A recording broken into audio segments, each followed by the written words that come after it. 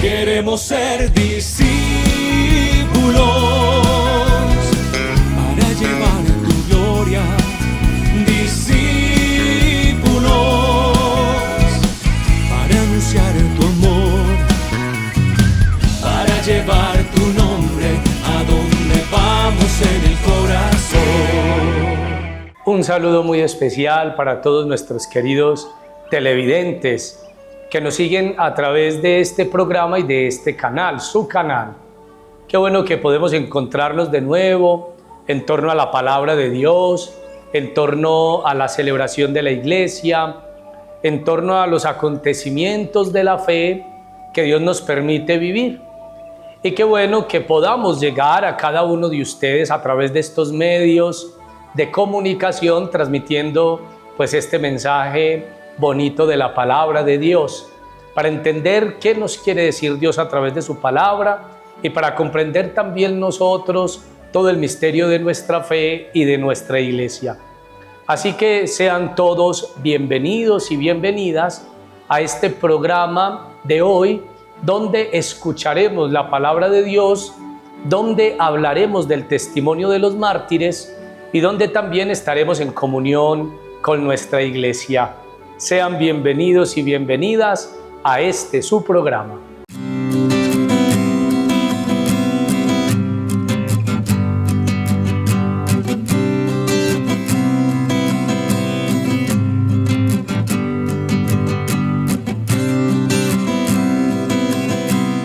Bueno, y empecemos entonces a ese encuentro con la palabra.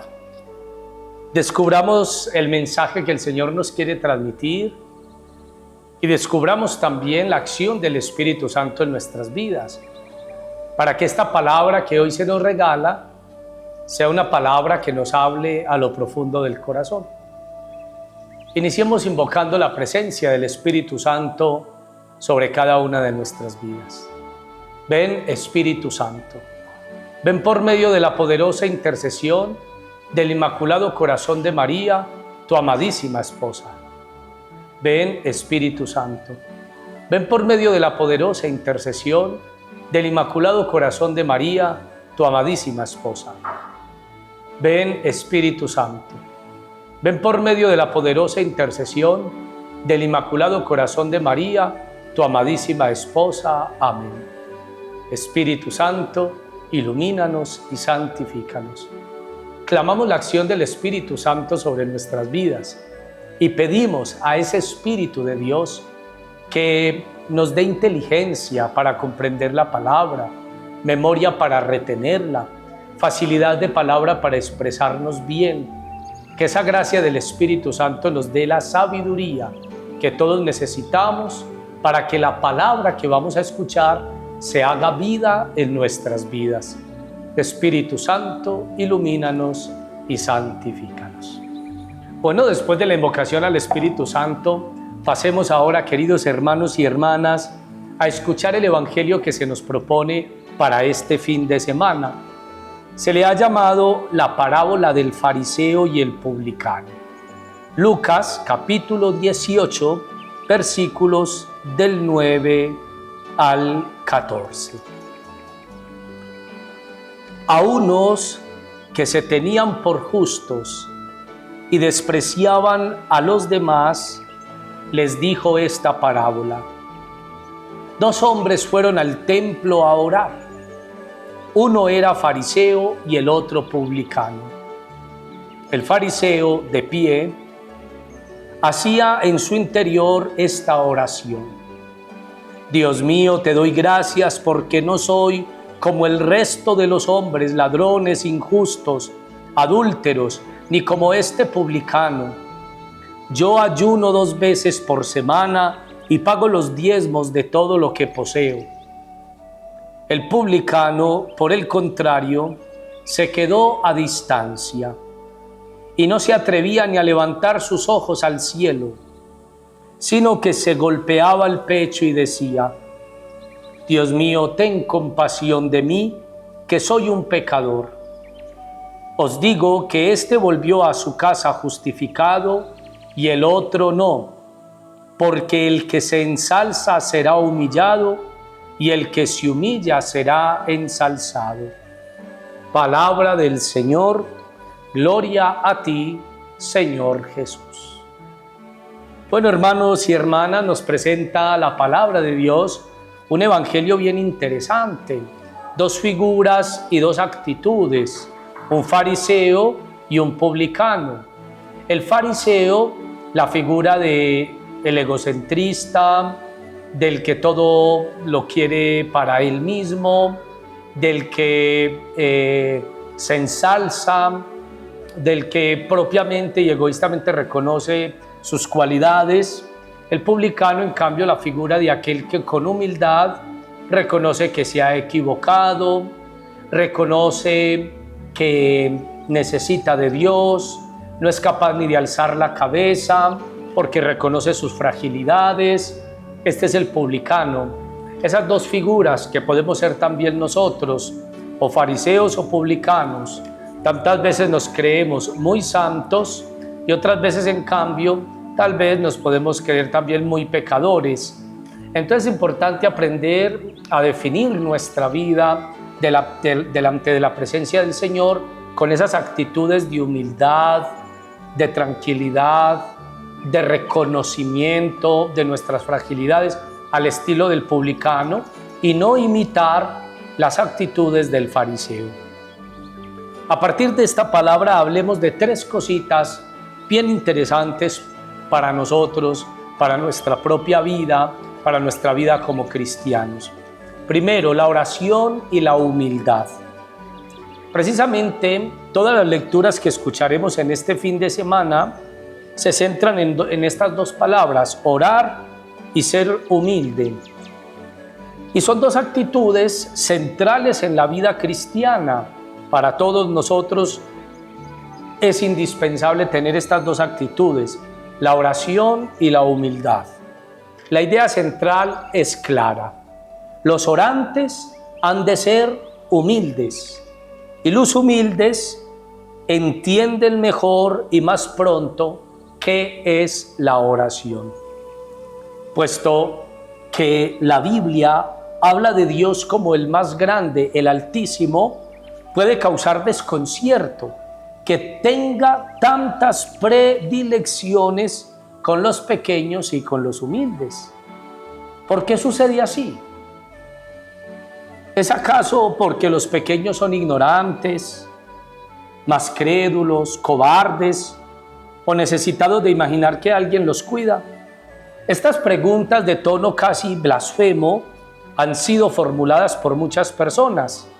Casi siempre los que se llaman ateos explican la presencia social de la religión acudiendo a este tipo de análisis. Pero en realidad, tales especulaciones pecan por imaginar a un Dios a nuestra imagen y semejanza, o mejor, a imagen y semejanza de lo que somos cuando el egoísmo, la vanidad, la codicia priman en nosotros.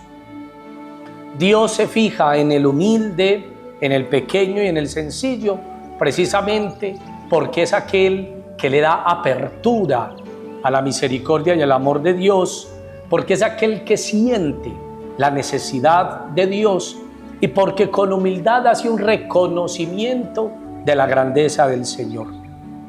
Si miramos lo que somos los seres humanos, cuando no nos dejamos guiar por las palabras de Dios, entonces nos vamos a dar cuenta cómo el ser humano va a terminar destruido.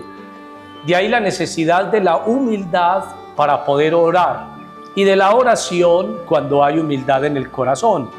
El humilde reconoce la necesidad que tiene de Dios y por lo tanto ora y clama a ese Dios que es su Padre. Segunda reflexión, la victoria sobre la soberbia. Qué bonito ver cómo este evangelio y esta palabra que se nos regala especialmente es una victoria sobre la soberbia.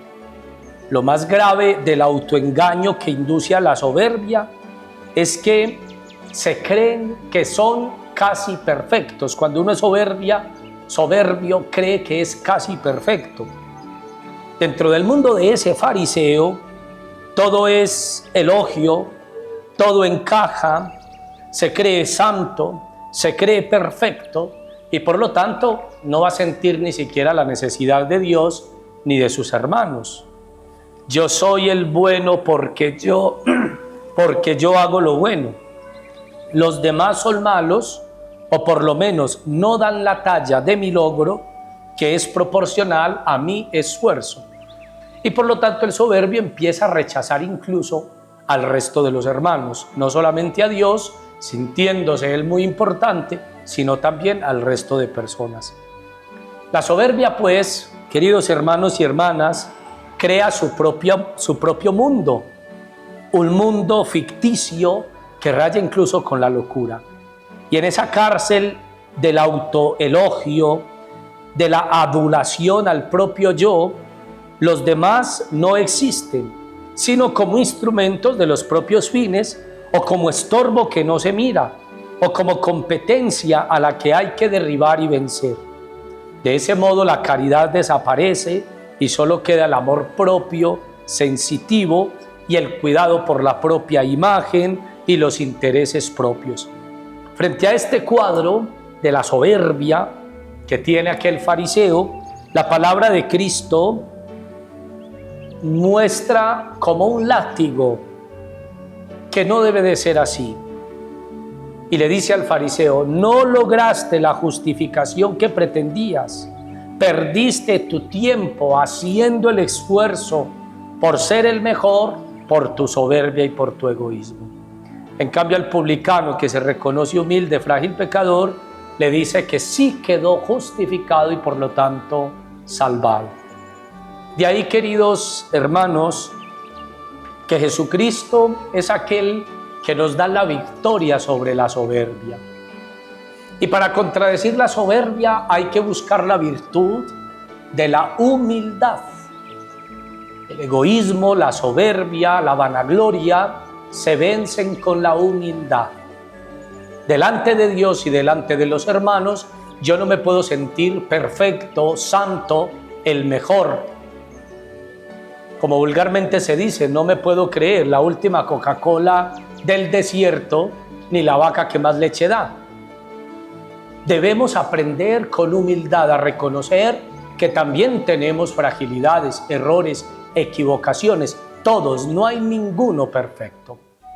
Eso me gusta mucho y nos gusta mucho a los padres cuando, por ejemplo, en el Gloria decimos: solo tú eres santo, solo tú, Señor. Ese solo está indicando que los demás somos simplemente frágiles y pecadores. Y hay un salmo bien interesante en la iglesia que dice: no hay ni uno solo que obre bien, ni uno solo, expresando que aunque puede ser que no seamos los más malos, sin embargo sí tenemos algunos errores que también nos tienen que hacer llenar de humildad y hacer recapacitar. Por eso Cristo es la victoria sobre la soberbia y nos pide a nosotros que seamos humildes, reconociendo nuestra fragilidad humana. De ahí viene el ser humano. Humano viene de humus, de la tierra, de lo de abajo. Tenemos que ser humildes, reconocer de dónde venimos y a dónde vamos, y reconocer nuestras fragilidades, equivocaciones y errores. O sea, imitar la humildad del publicano y no la soberbia del fariseo. Y por último, el poder de la oración. No hace mucho se estableció un premio especial para aquellos equipos y científicos de la empresa privada que lograran elevar una nave diseñada por ellos mismos a la altura de 100 kilómetros por 2 veces en el lapso de unos cuantos días.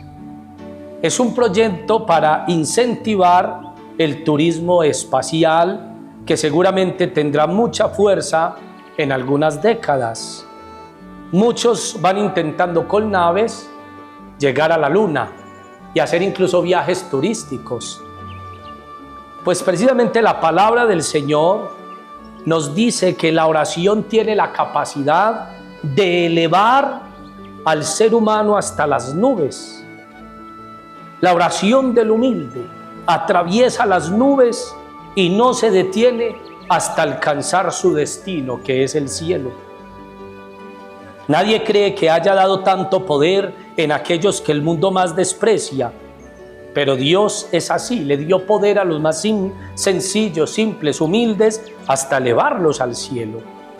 El gran orante por excelencia es Cristo Jesús, y nunca fue tan despreciado como en la hora de la cruz. Pues bien, allí Él es el humilde entre los humildes, y su plegaria de redención ha atravesado las nubes y ha logrado redención y vida para todos los que creemos en Él y confesamos su santo nombre. Qué interesante también nosotros ver que la oración es como esa nave que nos lleva al espacio, que atraviesa las nubes y que nos ayuda a alcanzar a Dios. Con humildad, cuando yo oro delante de la presencia de Dios, atravieso el cielo y llego a la misma esfera de lo divino. De manera que, queridos hermanos, la oración tiene ese poder, esa capacidad de llevarnos hasta Dios, de que podamos alcanzar el cielo, de que se atraviesen las nubes y que podamos estar ahí en el lugar de Dios. Porque con humildad, a través de la oración que tiene mucho poder, Dios nos atiende y nos escucha. De manera que estas son las tres conclusiones que podemos sacar de este evangelio que se nos regala: oración y humildad, la victoria sobre la soberbia y el poder de la oración capaz de traspasar y atravesar hasta las nubes para llegar al cielo. Pidámosle al Señor que a través de esta palabra nosotros nos sintamos en humildad frágiles y necesitados de su amor y necesitados de la compañía de los hermanos, y no nos creamos soberbios, orgullosos como los fariseos, con la hipocresía de creerse tan perfectos, porque entonces la soberbia no nos ayudará a alcanzar el cielo.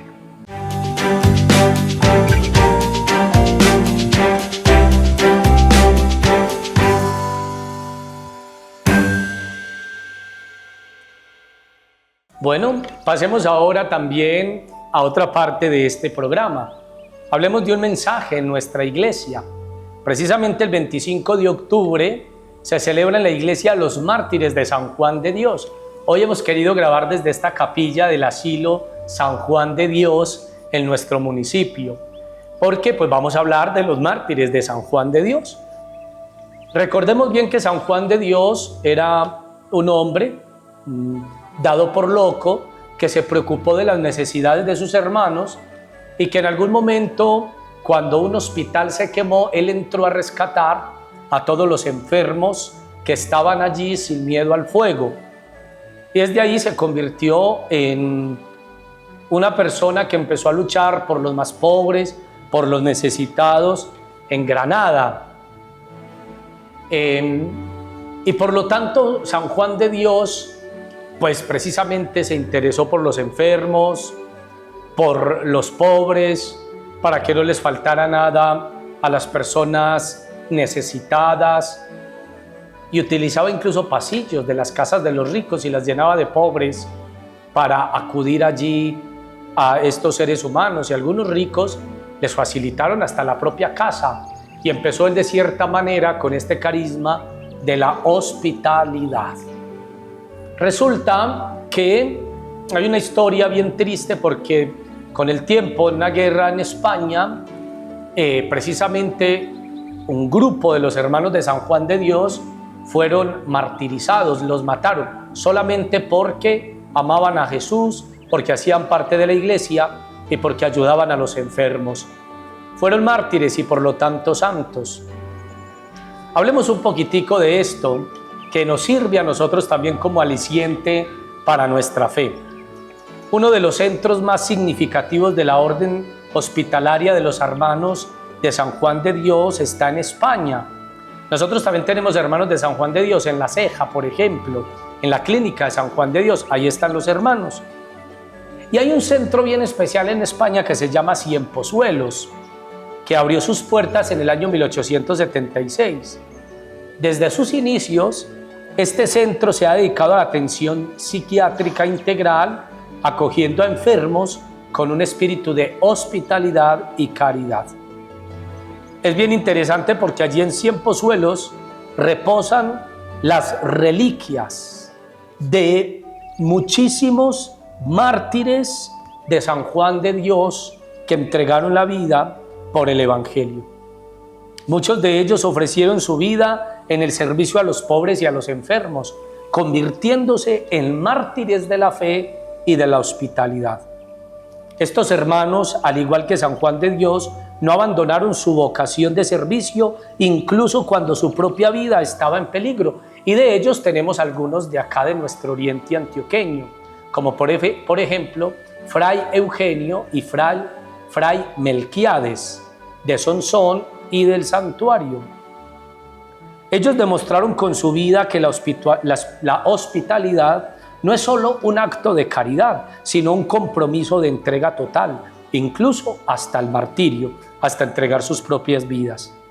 Sus cuerpos reposan hoy en el cementerio de Paracuellos de Jarama, un lugar de memoria y reconocimiento donde se honra su sacrificio, recordando a aquellos que dieron su vida por los demás.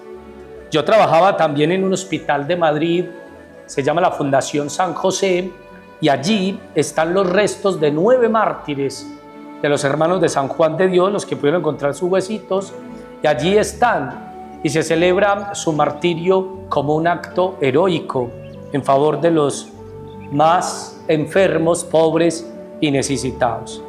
En este contexto de persecución y de martirio, es fundamental recordar a los 4 protomártires de la orden hospitalaria, quienes sufrieron el martirio el 25 de julio de 1936 en Talavera de la Reina, Toledo.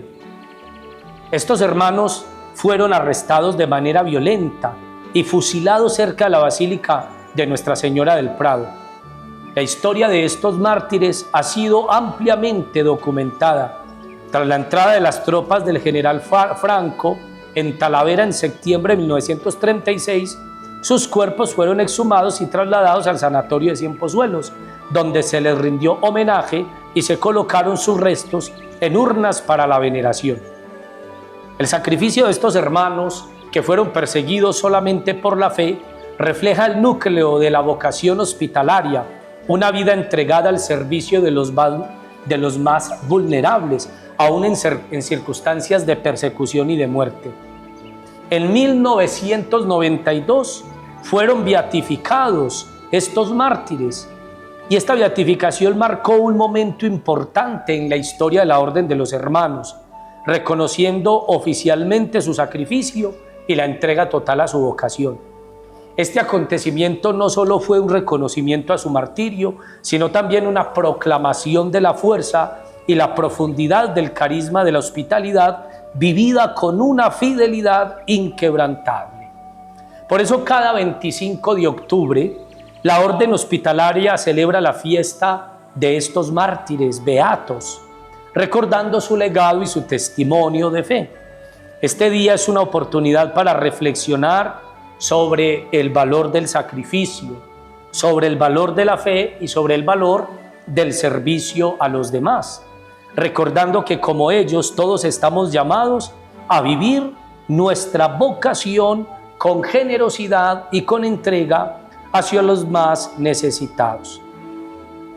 Las reliquias de estos beatos mártires se veneran en la iglesia del centro de San Juan de Dios de Cienpozuelos, donde un altar dedicado a los protomártires recuerda su ejemplo. Y nosotros también tenemos que aprender de estos mártires de San Juan de Dios. La fe, el sacrificio, el servicio a los hermanos, la generosidad y la entrega al Evangelio, a la iglesia y a los más necesitados son valores que nosotros tenemos que aprender de los hermanos de San Juan de Dios, de estos beatos mártires cuya fiesta celebramos el 25 de octubre. Así que los mártires de San Juan de Dios intercedan por nosotros y que nosotros aprendamos de ellos también, aprender a servir a los hermanos, especialmente a los necesitados, a defender nuestra fe y a no tener miedo de entregarnos por el amor a Dios, a su iglesia y a los pobres. Que los hermanos de San Juan de Dios nos enseñen a servir, a tener fe y a ser caritativos.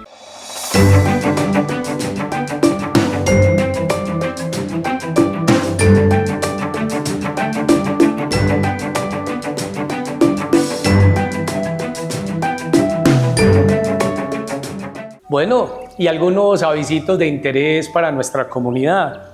Los invitamos a que por el tiempo del Halloween, qué bueno que cambiemos la forma de vestirnos con las cosas de muerte, signos de violencia, y aprendamos a vestirnos como cosas de mensajes bonitos, positivos, de angelitos, de santos, de cosas bonitas. Bueno, cada uno pues desde su fe y desde sus expresiones, pero qué bueno que aprendamos pues también a cambiar esos mensajes negativos aún en un disfraz por cosas positivas. Tenemos el 1 de noviembre la solemnidad de Todos los Santos. Qué importante que también todos acompañemos precisamente a Todos los Santos. Es una solemnidad muy importante para nuestra iglesia. Cada uno de nosotros tiene incluso el nombre de un santo, cada uno de nosotros tiene tal vez un familiar que está en el cielo. Entonces qué bueno que aprendamos también a celebrar la solemnidad de Todos los Santos. Y el mismo 1 de noviembre tenemos también las Eucaristías de todos los fieles difuntos aquí en nuestra parroquia, a las 10 de la mañana y a las 2 de la tarde en el cementerio. Y todos los domingos de noviembre a las 11 de la mañana tendremos Eucaristía en el cementerio por nuestros fieles difuntos. Les recordamos que noviembre es el mes de las ánimas del purgatorio, es el mes en el que oramos por nuestros fieles difuntos y por lo tanto pues es un mes bien bonito para que nosotros dediquemos la oración por nuestros seres queridos que ya no están. Es un deber de los hijos orar por el eterno descanso de sus padres. Entonces, así que también cada domingo los invitamos a todos a la Eucaristía a las 11 de la mañana en el cementerio. Misas el 1 de noviembre a las 10 de la mañana y a las 2 de la tarde. Y también ese mismo 1 la solemnidad de Todos los Santos en nuestra iglesia. Que Dios los bendiga. Hasta la próxima. Y desde aquí les envío la bendición del Señor a través de mi ministerio sacerdotal. En el nombre del Padre y del Hijo y del Espíritu Santo. Amén. Queremos ser discípulos para llevar tu gloria.